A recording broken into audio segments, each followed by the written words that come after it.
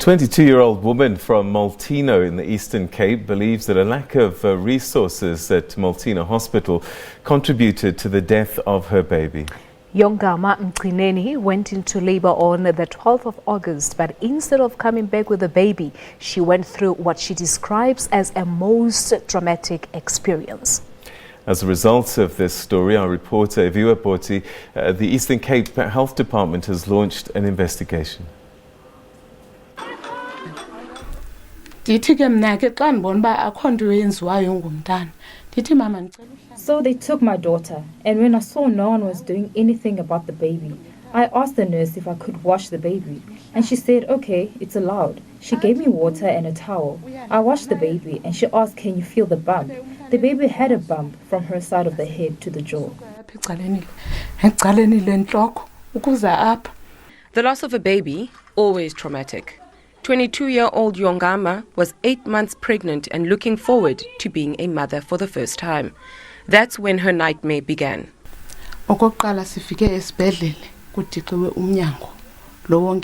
Firstly, we got to the hospital and the door was locked. So we looked around the hospital, trying to look for an entrance.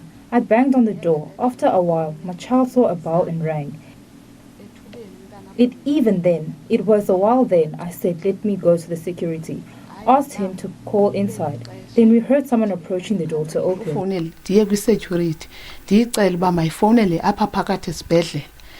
When the family went to the hospital, it was around midnight. The nurse on duty told the family that they should have gone to Queenstown, some 95 kilometers away.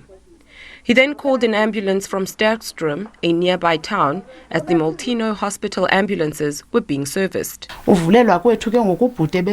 they opened, the guy that was helping took the child into the maternity ward, checking her BP, diabetes, and he asked to pee her to check how far the baby is.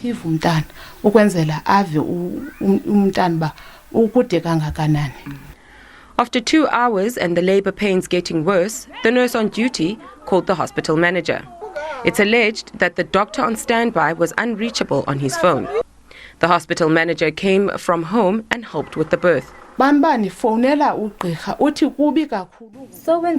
called the doctor and asked him to come and help us. Things are looking bad. The male nurse came back saying, I have called the doctor 3 times. Then the nurse in the charge said, let's help with the baby and let's help because the baby is coming feet first. And I could see the legs and lower body. And I was asked to monitor a machine. I was told it's the baby's heartbeat and everything is fine. I kept my eyes on the machine. We are helping with the birth at this stage.